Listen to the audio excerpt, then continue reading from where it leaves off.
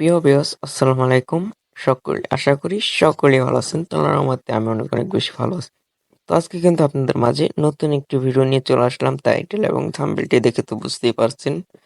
অনেকে চিনেন না।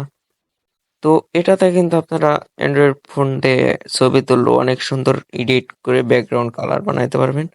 এখন আমরা লাইটরুমের মধ্যে ঢুকে যাব। তো ঢোকার পর আপনারা দেখতে পারছেন একটু নেটটা স্লো হলে একটু করে। তো তারপর আমরা এই ফটোতে ক্লিক করব, এখানে ক্লিক করব শর্টকাট আপনাদেরকে ভিডিওটি দেখার করতেছি। তো এখানে ক্লিক করার পর তারপর এখানে ক্লিক করার পর দেখতে পাচ্ছেন এই যে ব্যাকগ্রাউন্ড কালার। তো এই যে ব্যাকগ্রাউন্ড আমি যেটা ভালো লাগে সেটাই করতেছি।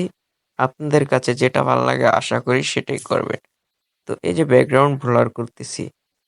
তো এরকম ভিডিও ভালো লাগলে অবশ্যই চ্যানেলটি সাবস্ক্রাইব করবেন।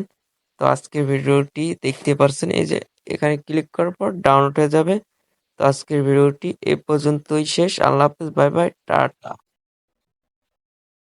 প্রিয় ভিউয়ার্স আসসালামু আলাইকুম। আশা করি সকলেই ভালো আছেন। তো আজকে আপনাদের মাঝে নতুন একটি ফটো এডিটিং ভিডিও নিয়ে চলে আসলাম। তো আজকের ভিডিওতে দেখাবো কিভাবে আপনারা লাইক রুম দিয়ে কিভাবে এডিট করবেন। তো আপনাদের মাঝে কিন্তু আমি হেই রায়হান ওয়াইটি। তো আশা করি ভিডিওটি ভালো লাগলে চ্যানেলটি সাবস্ক্রাইব করে পাশে থাকবেন। ভাই চ্যানেলটি অবশ্যই সাবস্ক্রাইব করবেন। তো আজকে আপনাদেরকে দেখাইতাছি এই অ্যাপসটা লাগবে লাইক রুম। তো এটা কিন্তু আপনারা গুগল ক্রোম ব্রাউজারে পেয়ে যাবেন। তো এই অ্যাপসটা নামাইবেন, তারপর কিন্তু আপনাদেরকে দেখাবো কিভাবে এডিট করে।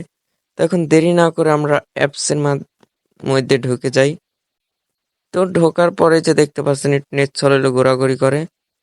তো তারপর কিন্তু আমরা এই যে এখানে দেখতে পাচ্ছেন পিক নামে একটি অপশন, এই জায়গায় ক্লিক করব।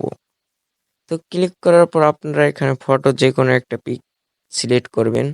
তো আমি এখানে ক্লিক করার পর আমার আপনাদের যেটা ভালো লাগে সেটাই সিলেক্ট করবেন। আমি এই পিকটা এডিট করবো আজকে। তো এই পিকটার মধ্যে ক্লিক করব। তো ক্লিক করার পরে যেখানে একটু ঘুরতেছে, তো আশা করি এই যে এই জায়গায় ক্লিক করবেন আপনি। এই জায়গায় ক্লিক করার পর এই যে দেখতে পারছেন এটার মধ্যে ক্লিক করার পর প্রোটেক্ট। তো আমি কিন্তু প্রোটেক্টটা বাড়াবো একটু পরে, যে দেখতে পারছেন